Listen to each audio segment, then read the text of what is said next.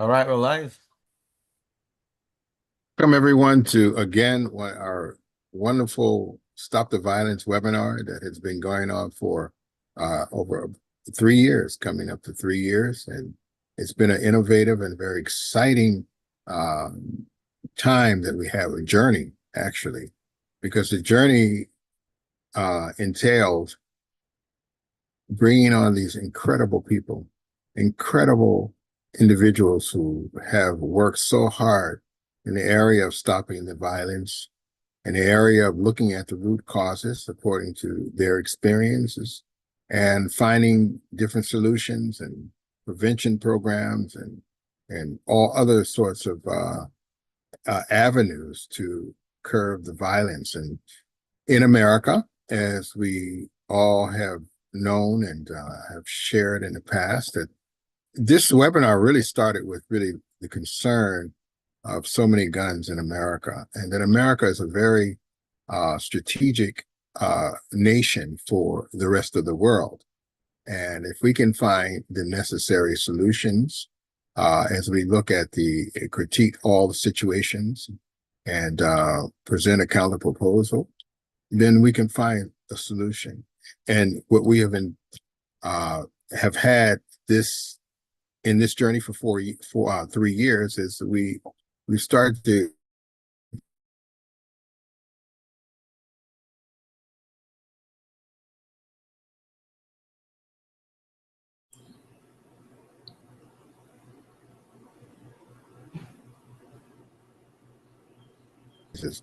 in a collective manner and on a national scale in order to really reduce the violence in America.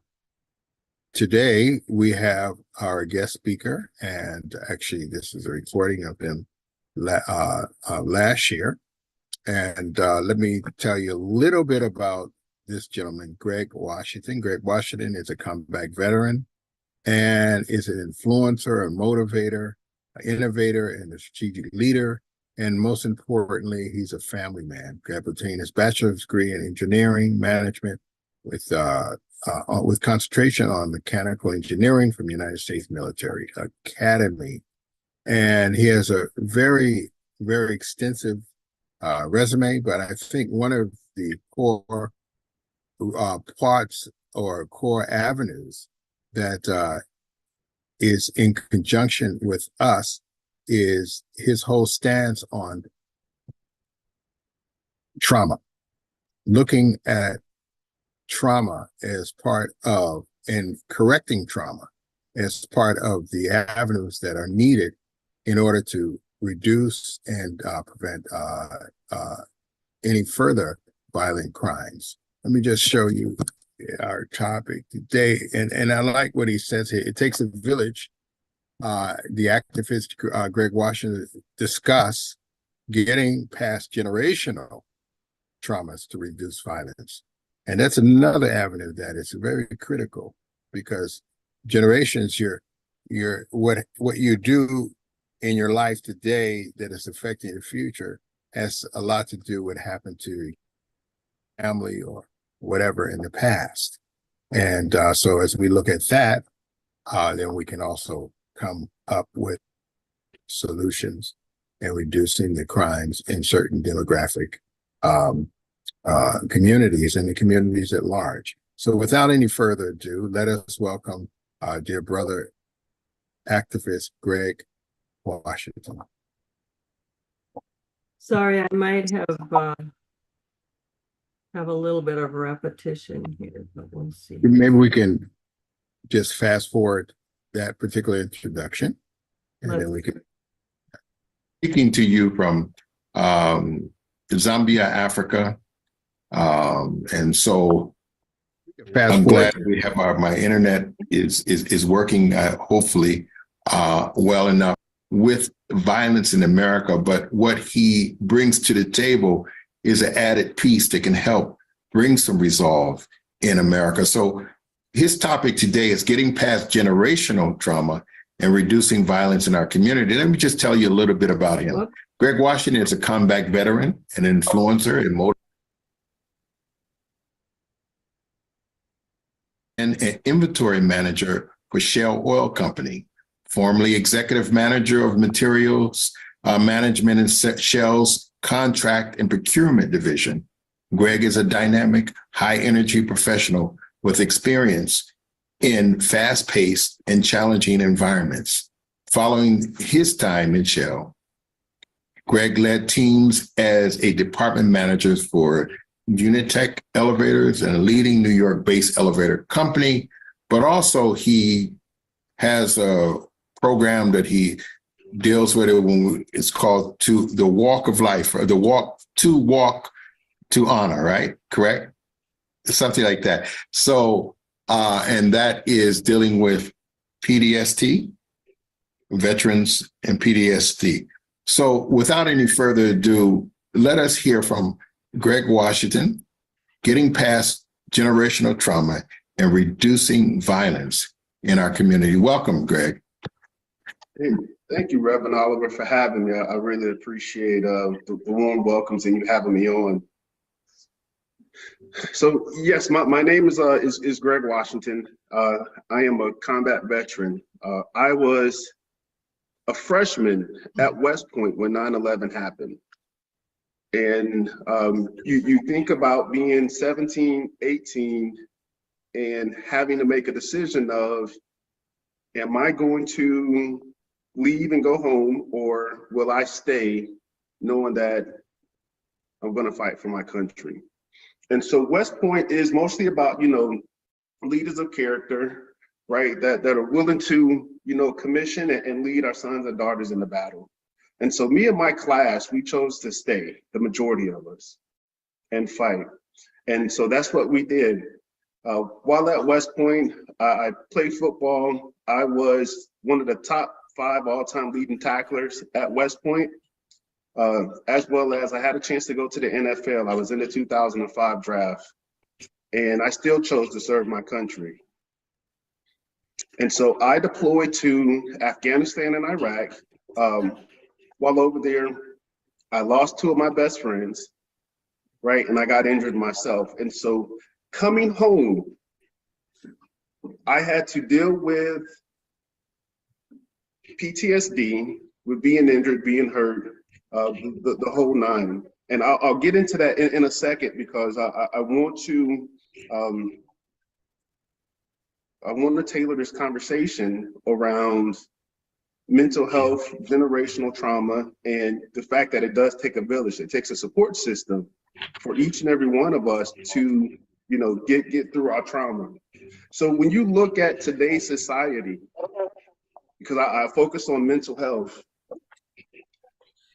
the Black community between the age of 9 and 18 has the highest growth rate of suicide amongst all the other demographics. And so when you step back and you think about, okay, well, between that age, what is our youth going through so much that they're more willing to kill themselves off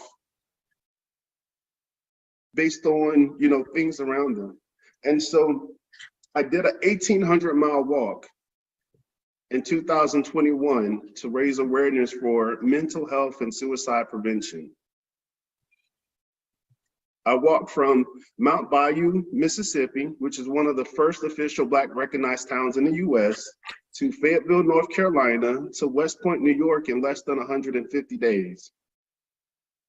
In every major city that I stopped in, we would host these mental health rallies to speak on suicide prevention, and tackle that stigma around speaking out or speaking about it. Because a lot of us suffer in silence for so long that we let it build and build until we can't deal with it no more. And I would tell you, when it comes to suicide, there are 3 increased risk factors. 1 is isolation, 2 is financial distress, and 3 is toxic relationships. Now, when you think about those toxic relationships, that could be boyfriend and girlfriend, husband and wife. That could also be family members, right? Or people in your community or, you know, at school that you deal with on a regular basis. And so, you know, most people can handle 2 of the 3, but when you have to deal with all 3 at the same time, the weight of the world tends to get on your shoulder. And so along this walk, every person that I met and asked me, why was I walking? You're crazy, what are you doing here? I would challenge them. Think of that one friend, that one family member, and for veterans, that one battle buddy that you know is going through something or that you hadn't talked to in a while, and give them a call. Because you never know what that one call might do. And I want to share with you what the one call did for me. And so when I was transitioning out of the military, I lost my purpose because all I wanted to ever be was a general in the Army. I had a relationships issue. I was going through, you know, a divorce, right? And I was getting ready to lose my mother to cancer. Now, transitioning out the military, I was dealing with PTSD and my own injuries. And so I woke up every day questioning the quality of life, questioning my quality of life. If I am in so much pain, physically, mentally, spiritually, emotionally, is life worth living? And I found myself sitting at a table with a loaded gun, getting ready to pull the trigger.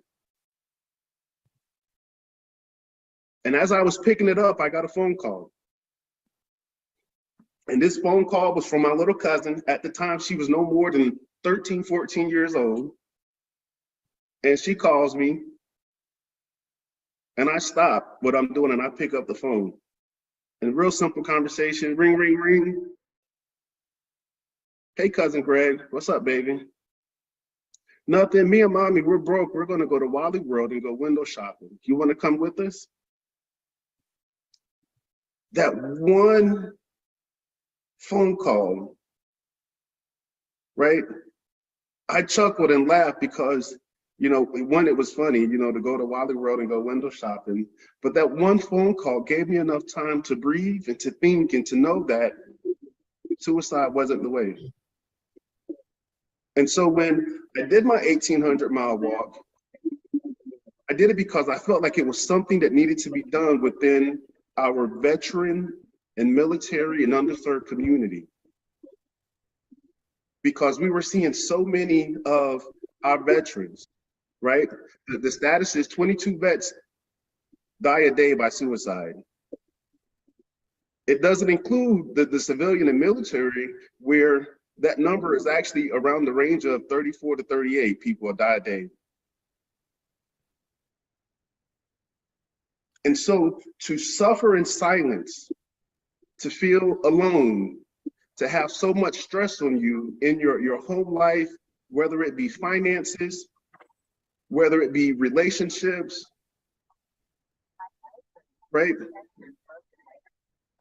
It puts a lot of pressure on me. And I say that because what really pushed me to do the walk and to get back into the community is one of my teammates from when I played football at West Point. He had took his own life. He was on Facebook Live. And 3 months prior to me seeing this event on Facebook Live and trying to reach him and help him, he had reached out to me. He called me up and he said, you know, Greg, I wanted to reach out to you because I'm in this program and I'm in rehab, you know, battling this drug addiction, and we're at that point of making amends in order for, you know, us to complete the program and help. And he said, you know, you were one of the people on my list that I wanted to reach out to because I hurt you. See, I'm in the world of finance, right? And so I was doing finance for his nonprofit. And he had been reaching out to me to help him fund some of the finance work or some of the nonprofit work that he was doing. But what I found out was that he was turning around and using those funds to buy drugs and to get women. And so I had to cut him off. And so, you know, when he came to me, it was a tough conversation to have with him, but I allowed us to have that moment. And then you fast forward those 3 months, after having that conversation, we see him on Facebook Live. He looks like he has had a relapse, and he's walking the streets aimlessly, lethargic, and everybody's calling him, FaceTiming him, leaving him comments, calling his phone, and nobody could get a hold of him until we saw in the background where he was at. Someone picked him up, took him home, put him in the bed, and said, okay, hey, look, you know, he's home, he's safe, he'll sleep this off, we're good. We'll deal with it in the morning. After the guy leaves, the young man gets back up, gets back on Facebook Live, and you see him turn up what looks to be a bottle of bleach.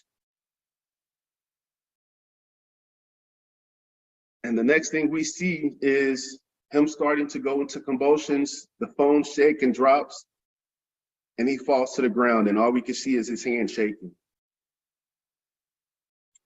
And everybody that was on Facebook following was trying to spin up and reach him again to figure out who was the guy that helped him, to try and get him help. We called 911.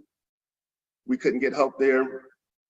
We ended up having to call the Veterans Hotline in order to get support and have someone come out and do a health and welfare check. We got there too late, but at least he didn't die alone. We were able to get him to the hospital, but he died of his injuries while at the hospital. And all I could think about is to feel so much shame and guilt that you had to drink what looks like to be bleach to, one, punish yourself and also clean your own soul at the same time. And so we walked. That 1,800-mile walk was not something that was easy. It was an everyday, you had to get up and move. I had to be accountable for my own steps, for my own life, my own purpose. And so along the walk, 7 people directly told me, Greg, Mr. Washington, your walk inspired me and helped save my life because I had a plan and I was going to execute it. Now, I don't know how many people indirectly it touched, but I know those 7 people. I lost one. He was a vet. I had just made it to North Carolina. We had plans for the family to get together to do this reunion, the celebration of us making it to our halfway point. And my mother, my sister, my aunt, my grandma, they all lost, they all had COVID, caught COVID.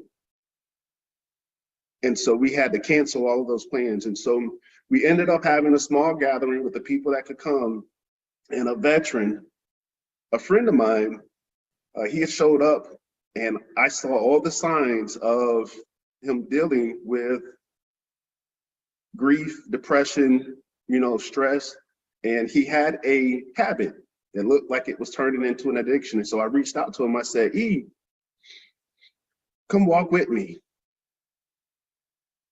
2 weeks, 30 days, you don't have to pay for nothing, you don't have to do nothing, just come walk, clear your mind. And he gave me every excuse in the book. Oh man, you know, me and my girlfriend, we going through something. I gotta wait and see what we're gonna do. Toxic relationship. Man, I just lost, you know, my job. I was a teacher and they let us go. And so I have to figure this out. Financial stress. My boys went off to college. And so I'm home alone, isolation. And then the last part, he was he had a habit that was turning into an addiction. And so he made every excuse not to come. He said, man, I'll catch up. I'll join you later. And it wasn't even 30 days. We didn't even get out of the month of July that I got a phone call from my cousin saying that, yo, they found E, he died of an overdose. Him and his girlfriend had got into a really bad argument, and she said she was leaving him. And he turned to his drug of choice to cope with what he was dealing with.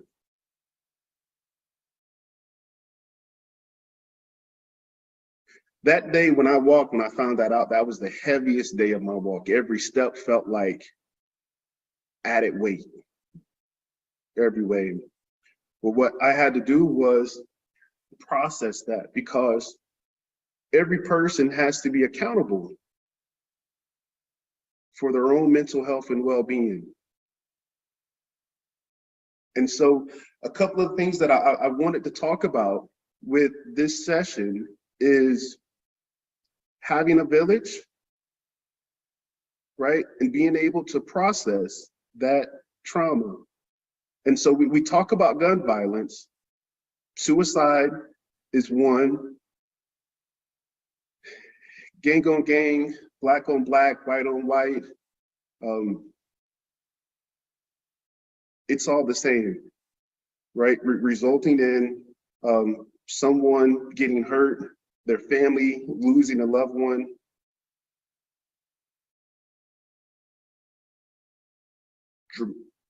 Drastically changing your life.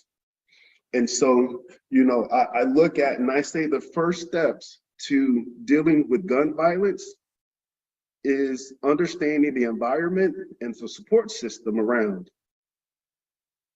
The second part is dealing with that trauma, that generational trauma that gets passed down from generations to generations, that, you know, these young kids might not even know the forces that they're dealing with, but they're dealing with them.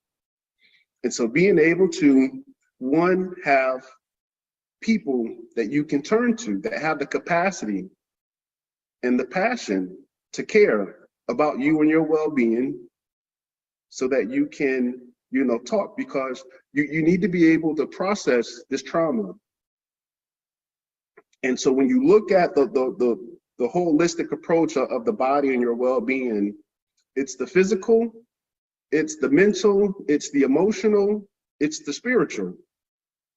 So spiritually, having something to believe in, having a higher power, knowing that tomorrow will be better, just got to keep pressing forward. Physically, right, your body has to process that trauma. Breathing, working out, going for a walk, right, helps you to physically release that stress and trauma that you're dealing with. And then emotionally and mentally, that is being able to mentally process it, speak on or speak to someone, right, so that you can process it. And so a lot of people don't know the different stages of grief. A lot of people will ask, well, why do I feel this way? What's going on with me? My self-care is going down. I'm isolating. I'm getting more and more depressed. I'm getting fat because I won't get out of the bed and work out. I won't get out of the bed and work out because I'm getting fat, feeling lazy, right? All of those are telltale signs that your mental health, your depression, you're sliding into this state. And so being able to have someone that's accountable, help you stay accountable, is key. In the military, we've always had battle buddies. It's tough when you're transitioning out the military, because you always have someone that you are accountable to every day that you're in uniform, right? So when you transition out, it's just you. You're no longer Captain such and such or Sergeant such and such, right? You're just you. And it's on you to worry and care for and put in the work for your own mental health. And so when you look at this conversation that we're talking about with gun violence and being able to move into these neighborhoods, right? My passion has always been about giving back to our soldiers and the youth. And so I'm the executive director of the STEM Innovation Network that is currently an intermediary for HUD and other government agencies. And so what we put together is a way for us to outreach, go into these communities and start to connect with the youth at a younger level to start to mentor and guide them down better pathways in life. And so what we're doing, we've connected with HUD and all 3,200 HUD-assisted communities across the US, and we have developed a esports tournament that will allow for our nonprofit members, our STEM pioneers, STEM supporters to go into these communities and connect with these youth to show them that we care. We're partnering with the neighborhood HBCU, a minority serving institution, where we're doing workforce development training, we're doing mentorship, right? And all of this outreach so that we can start to put these children onto the proper pathways to get into STEM and STEAM to help close the wealth gap and the digital divide. And so, you know, when you look at today's system, when you look at some of the statistics, right? Education is key. More than 70% of our jail population cannot read past a 4th grade reading level. Also, the majority of our prison population grew up in a single parent home. Now, another stat to talk about, if you go back between the age of 0 and 3, it takes a child hearing 25 to 30 million words within that age of 0 to 3 to be able to develop the cognitive capacity to learn. And so that's why I like programs like Gracie's Corner, Miss Rachel. You have, you know, the all-time favorite with Big Bird, Sesame Street, right? But we need more parents to sing, read, and play with their kids for them to develop that cognitive capacity to start learning. And then the US as a whole, compared to other countries, the US spends $500 per child just in their youth, their educational development at that early age, where other countries are spending anywhere from 10 to 30,000 per child to develop them. And so if we start at this young age of educating our youth, that old saying, give a man a fish, you feed him for a day, teach him how to fish, you feed him for a lifetime. Well, that's the model that we're trying to build. If we're educating our youth, if we have boots on the ground that are mentoring, that are guiding them, because when you think about it, you know, and you look at some of these underserved communities and populations, and you say, oh, we want these kids to have better for themselves. How they're going to have better if mom and dad never graduated high school or college, and all they know to do is go work down at the warehouse or at a factory, and they're so pressed to pay bills, to keep the lights turned on and food on the table, right? What kind of conversations do you think they're going to be able to have with their child to say, hey, look, you should be an engineer, you should be a scientist, you should be this? Those conversations aren't really being had. right? But when you have someone that has gone to college and they're giving back, when you have someone that cares and is able to mentor, when these kids have an opportunity to play with drones, get on the computer, learn coding, right? Learn about esports, and then I'll speak on esports in a second. It does something. That light bulb comes off or goes on. Because most kids today, you know, well, even us growing up, we weren't allowed to touch the remote control as a kid, right? That was for dad and grandpa, right? They had control of the remote.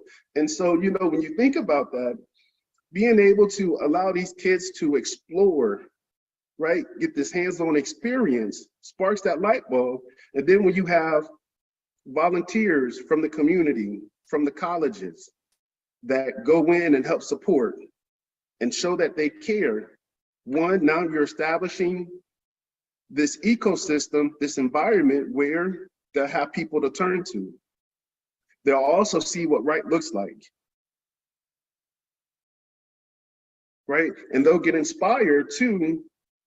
I want to do this. I want a better life. I want to be like, you know, my mentor or such and such.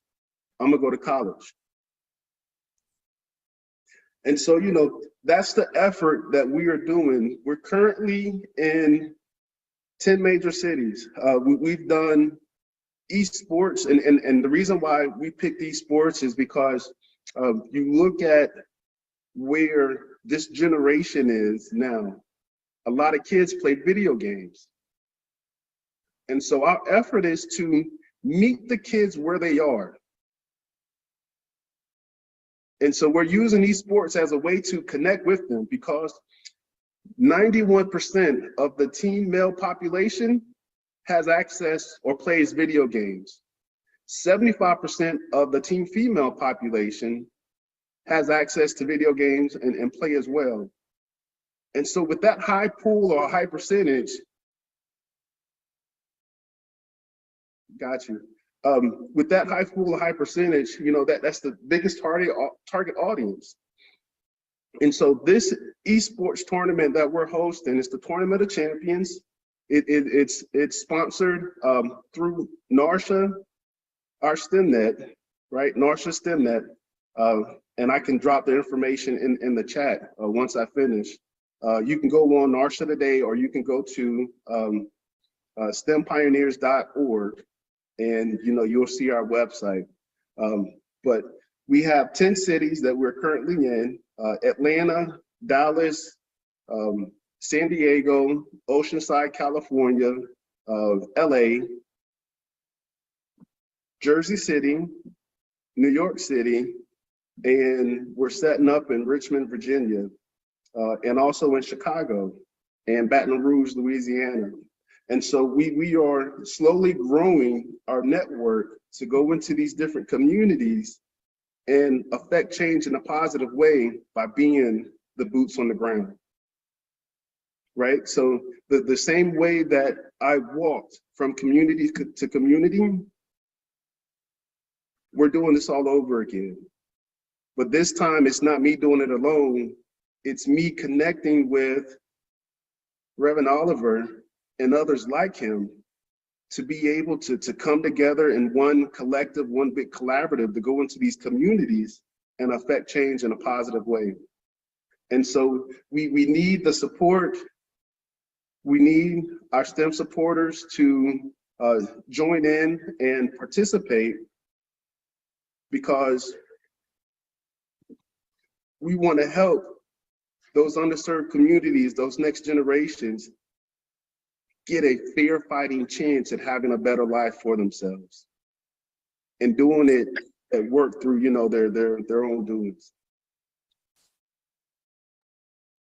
And so I will pause here, and I want to just say thank you all for listening to an old man speak, and Reverend Oliver, thank you for allowing me to come on.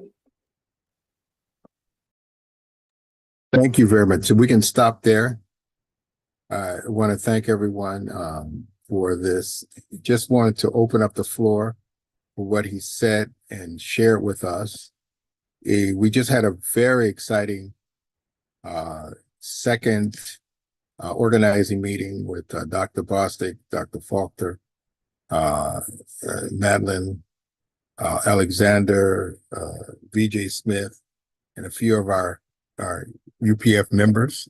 And it was innovative. And I think what he said, interesting enough, the topic is stopping the violence, unfolding best practices, and that we're naming our not only conference, but our kind of movement, best practices task force. So when I'm listening to this gentleman who was recommended to me from a very good friend of mine who is one of the top directors in HUD, Gerald, asked me to allow him to come and speak, and I did. And I really appreciate all that he said.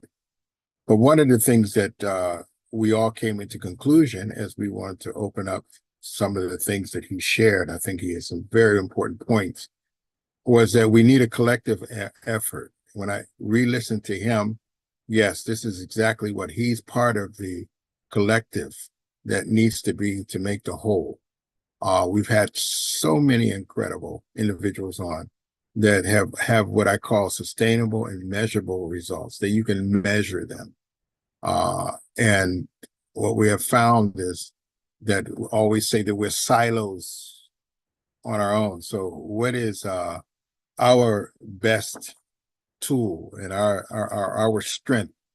As Mother Moon has she has pushed this is kind of webinar going on especially to deal with what they call it guns, and then we realize that dealing with guns is not only that's the inanimate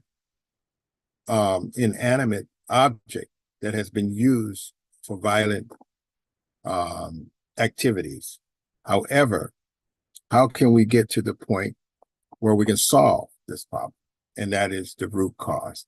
And one of the things that this National Best Practices Task Force can do in our conference, which would be unfolding unfolding best practices, is that our greatest ability is to bring in a headwing understanding of what is needed and how we can come together as a collective body. We become the glue, if you will, to bring those people in. So we've had a very innovative last Monday.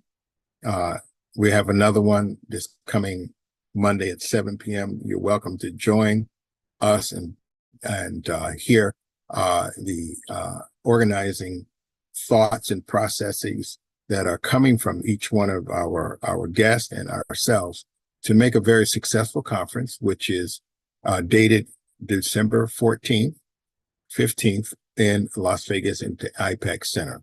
So we look forward to that. And then you can see how incredible, he's incredible. We can listen to him, but in 3 years, we had so many incredible ones. You don't know who to pick. So how do we bring them all together? So I would like just to open up the floor for some of the comments. And just before I say anything, I pass it on. I think he was right. It's across the board. And that is the three components to lead to suicide or even to lead to ill behaviors in the communities that leads to violent behaviors that leads to hurting another person is isolation. How is that applicable to those who are committing violent crimes? Poverty, how is that applicable? And then also toxic relationships, how is that applicable as well? So I just want to open up the floor. We see Reverend Jenkins here, and I haven't seen Barbara Marks in a while, so I'm going to make sure that she says something because she's always worked with youth and character education piece. Dr. Jenkins, would you like to share something with us? I sure would. Reverend Oliver, I am so moved by Mr. Greg Washington and all the people, the great people, men and women of God from every race, every background are on this Stopping the Violence. I mean, Greg's testimony is fundamental for people to wake up. Here's a West Point grad, veteran, went, aspirations to be general, and he was taking a different path through his getting wounded in battle, losing his best buddy, man, oh man. And the phone call, how important it is that we have that phone call from his cousin. My Lord, he's so clear. I hope he's coming to Las Vegas for the conference in December. Everybody, we're going to have a conference December 14, 15 for stopping the violence, but it's not just wide open. It's really for practitioners and to share best practices. So I'm very inspired. Thank you, Reverend Oliver. Thank you, Dr. Jenkins. Thank you very much. I mean, we're very inspired. We want to thank to all of our audiences out there. We want to thank Mother Moon for pushing us to conduct such a webinar that has opened up the floor to and the platform for so many incredible people to come and share their strengths and their hopes that has everything to do with bringing America to a pinnacle point of goodness. So thank you very much. Barbara Marks is next. If I can get her. Thank you. I am so glad that his cousin called Yes. and put him in a different direction.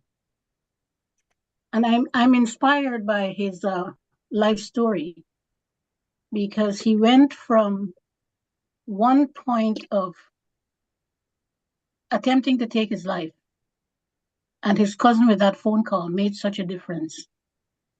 Yes. What an inspiration.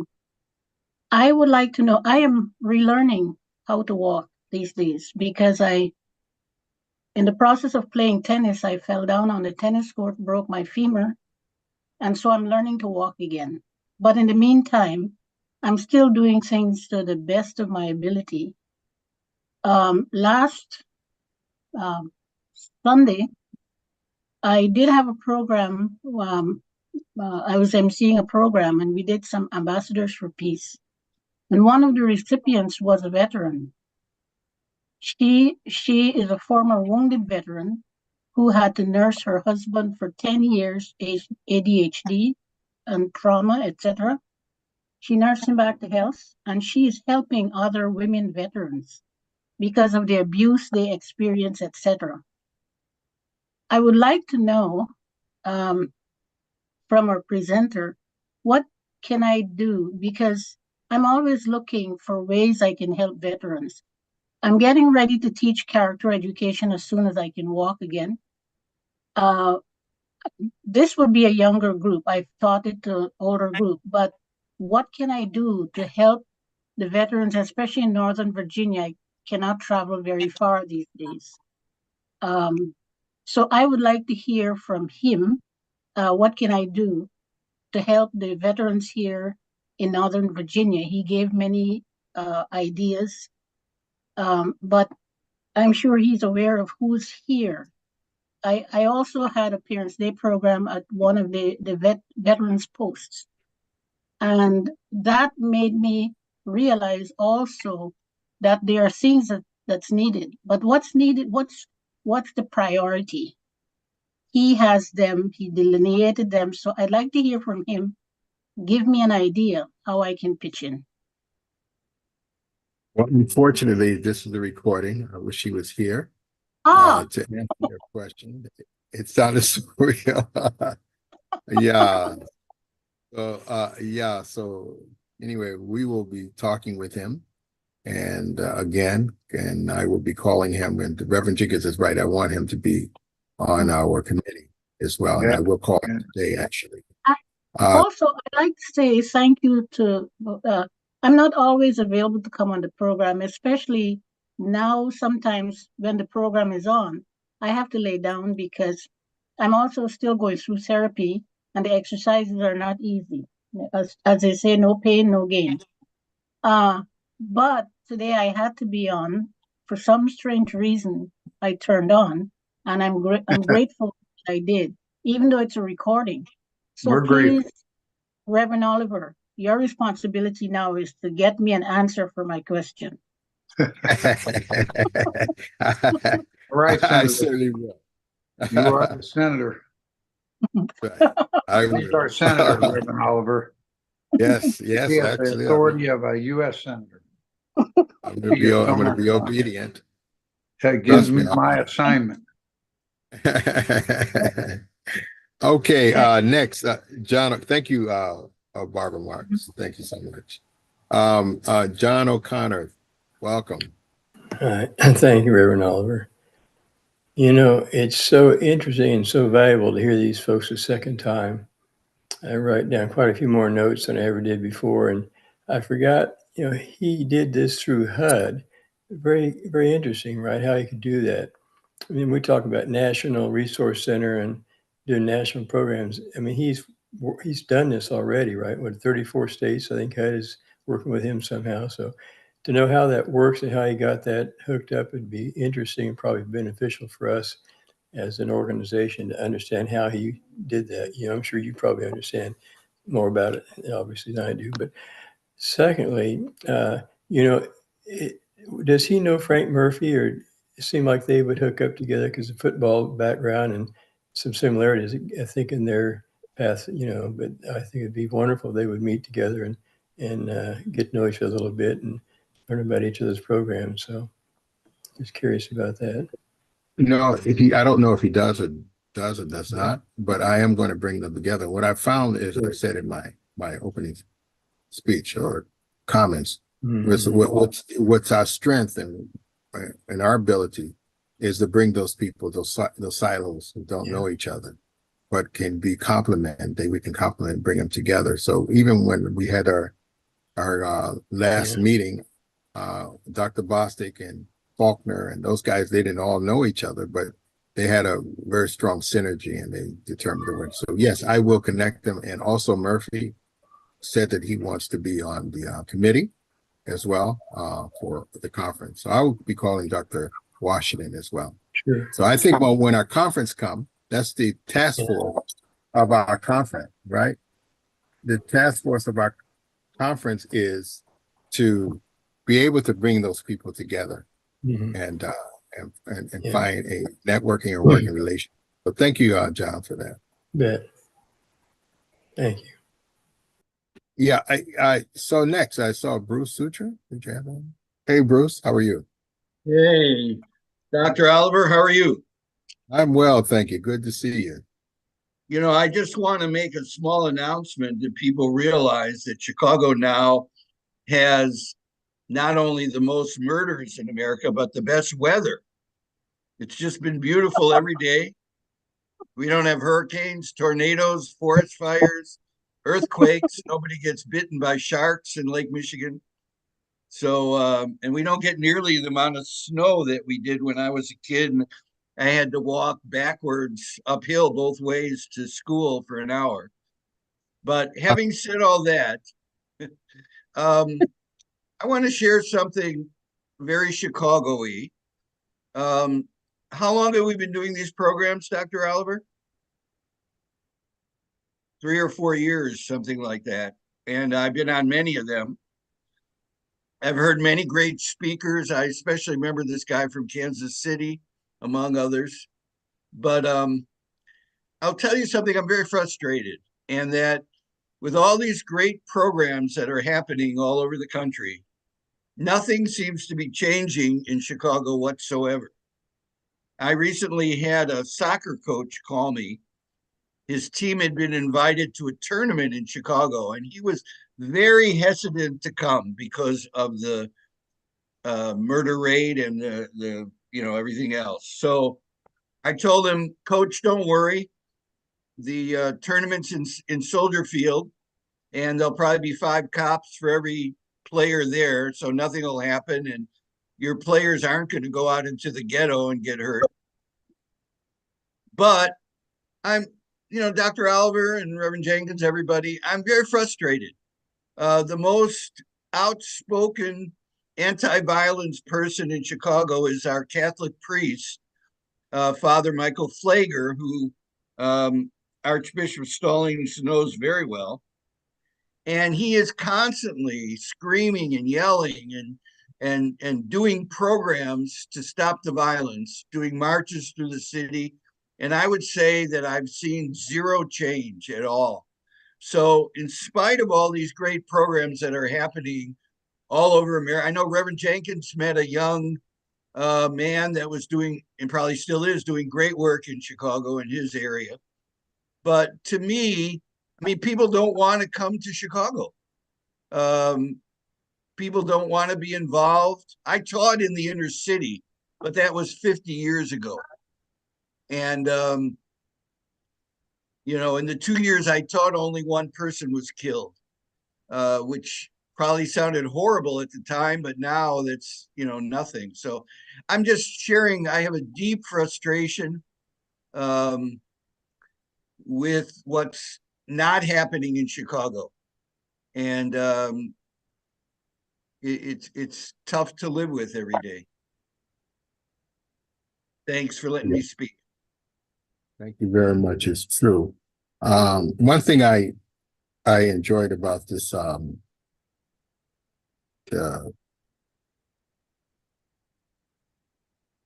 what is it, organizing committee that we had last week, just last Monday, I would say. And I think we were making a commitment to look at what you said. Why is there not change? And how can we be a task force to bring that to forefront and bring some accountability to that? And we realize that the accountability will be set in hands of people who really wants to see true change, right? And who would speak out and make changes, but also to, in our collaborative efforts, to look at what is needed. What are the things that are needed in order to help curb violence and change those environments? But anyway, I agree with you. It is a frustrating process. Anybody else? Thank you, Bruce. Reverend Devati? Yes, hi. Thank you so much. I'm sorry I was not in touch for a while, but I met Officer Blummy, and also he said that I talked to him about stopping violence. I was wondering, do you still need officers to come on the program on Wednesday at 2:00? That would be wonderful. Anytime. Yes. You do still need, okay. So he is Angelo Bellamy. Actually, he's with the campus officer, and he has lots of kind of about, we talk about true family values, and he said something about educational system. I think he has some good understanding and maybe good ideas about how to. So I was just wondering, I sent you email. I don't know if you, I'm not so sure if you saw my email or not. I explained in that email. Did you receive that? I'll check it soon as Yes. I'll look Okay. at it and there was back. 2 dates I put in the email, if any of those dates, or if any date, because it takes me at least a week to 10 days to go there, to talk to them, get a bio, and you know what I mean. Give me some times, if you like, maybe at least a week, so I can work on it. Okay. Also, anytime you have email to send, also CC Nadia, just in case I don't see it, she'll see it and then she'll let me know. Okay. All right. And also, I'm glad you're on, because I would like your officer from Georgia to Oh, give you his do? name. Oh, okay, good. Yeah, I would like him to be on our committee, so we want to call him. Yeah, would you please call him? Okay. And if you want, I can talk to their boss. Okay. Yeah. If you, I just you wanted to. shoot me a text so I can go and talk to them. And don't feel free to talk to them yourself. Thank you very much. I'm glad you. Thank you. Right. Anyone else?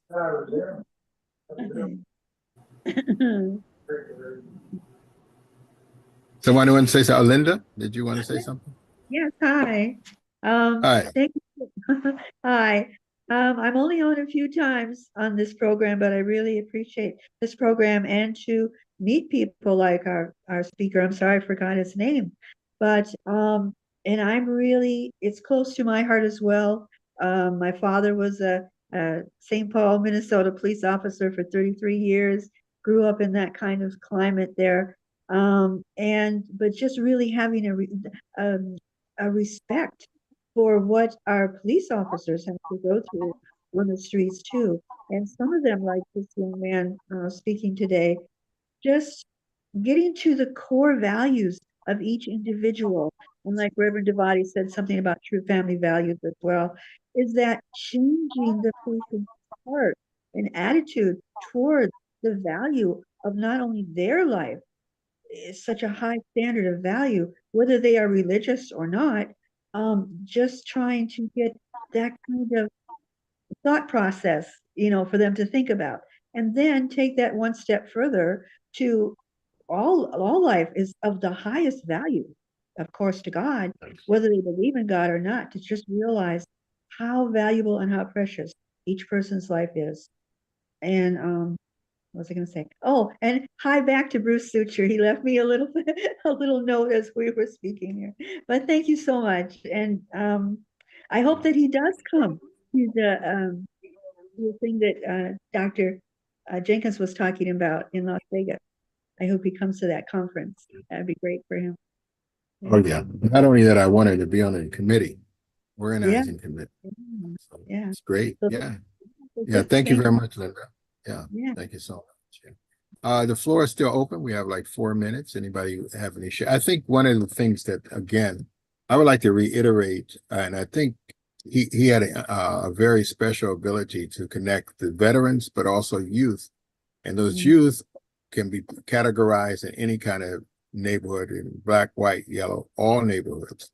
And the 3 points that stood out for me, again, anyone like to comment on that, is that the three things that would lead to, or signs of leading to suicide, but also I would say leading to ill behaviors that leads to violent crimes, etc., is isolation. And he did an uncanny ability to make those connections in his talk.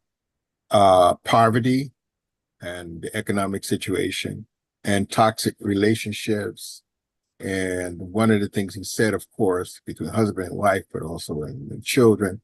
And then you have in these poverty neighborhoods, parents do not have those kind of conversations about becoming, engineers or et cetera. So the floor is just open for anyone who would like to comment on those 3 points. I would like to, I have few of the Christian counselors that deal with domestic violence. I was wondering if in your program, do you also, is there any room in your program for counselors who deal with domestic violence as well? Is that a part of stopping violence in America? Absolutely. Violence is violence wherever it is. So yeah, this is incredible. So yeah, Dr. Moore is one of our counselors that I have been in contact with Beulah Land Baptist Church. So that's the area that they work with. Yeah. That would be, yeah. We've had people who has come on. So we had a plethora, a diverse amount of All people. area of violence. Yeah, all areas from, yes. He's talking about veterans, but he made a nice connection between the youth. Then we have law enforcement. We had political leaders. We have community activists. We have spiritual leaders and also counselors and stuff like that. That would be great. Yeah. Yeah. Anytime. Pastor Oliver, everything starts from home. When children do not look at the parents' relationship, or when, girlfriend, boyfriend, especially the single parenting, come in and out. So really to heal everything, I believe that it really goes back to true family values, how to really enforce that and encourage that, to build that family foundation so that it will reduce the violence in the community. Because everything happens, people are hurting. The people who commit violence because they are hurting, they are looking for love and attention. When they do not receive love and attention at home, they are trying to get it, even if it is violence. Sometimes when the desire, the hurt to receive love and attention is so intense, then they try to get it in a wrong way. So that's when I do footwork, I listen to lots of young people. I pray for people in the streets, so I hear lots of stories. So that's my experience. You're correct. And it's spot on. It's one of the things that when we bring all these guys together and women together, these diverse best practices together, I did indicate that we would have one session of true family values, and they were very happy. They said, oh yeah, we need that. So we're able to help them see. They all know that family values are important, but we have this uncanny ability to show it in so many perspectives. And so, yeah, we will do that. It's important. Okay, God bless. Did you want to say one more thing, Linda? Yes, I just wanted to address the part about with the suicide thing and the isolation. I just had to speak about also. I thought it was so remarkable in his story about his cousin, little girl cousin, teenager, and how she showed not only was she being used by God to save his life at that point, but then he could also see, maybe he didn't, see it, right away, but here's a little girl who still had so much life in her. And even though, and she was so excited to go out, I guess with her mother, I believe, to go out window shopping, even though they had no money. So there's your thing about the finances. So if that child can be so excited to go out window shopping, even though they had no money, then he's got to live his life, he cannot take his life. So. Amazing, right? So the angel sent her. Oh yeah. Yeah. All right, everyone. Thank you very much. Thank you, Dr. Jenkins. Thank you, Barbara, for coming on. Good to see you. Get well. We're with you, and Devati and all the people who spoke. Thank you very much. Thank you, Dr. Oliver. Great program. Thank you. Yeah. Yeah. Right. And God bless you. All right. Bless you. Wayne. Also pray to stop the war between Iran and Israel. They declare war. Oh my God. So execution is running high in Iran because every time Iran government to divert the attention of people from, because Iran, the Khomeini declared war to Israel, so it execute more young people who want the freedom. These are not criminal. They are innocent, freedom-loving, freedom activists. They are not criminal who are being executed every week in prisons. So please pray for them. Thank you. Thank you for that. All right. God bless. Thank you so much. All right, everyone. God bless. See you next Thanks, week. Reverend Oliver. God bless. If you'd like to be on the committee for the organizing, we'll send another email link. See you later. Bye-bye. Thanks again. Thanks, Nadia. Welcome. Thank you, Nadia. Thank you, Arcadio. Thank you, John. Yeah, Arcadio. Yeah, he was quiet. Yay. And Terrence Stone too. There was, I'll talk next time. I didn't get a chance, but there was a lot I had to say. I wanted to say. Oh, you should have said Oh, something. man. Anyway, catch you next week, okay? Okay. All right. Thank you. All right, Doc. Yeah. Bye.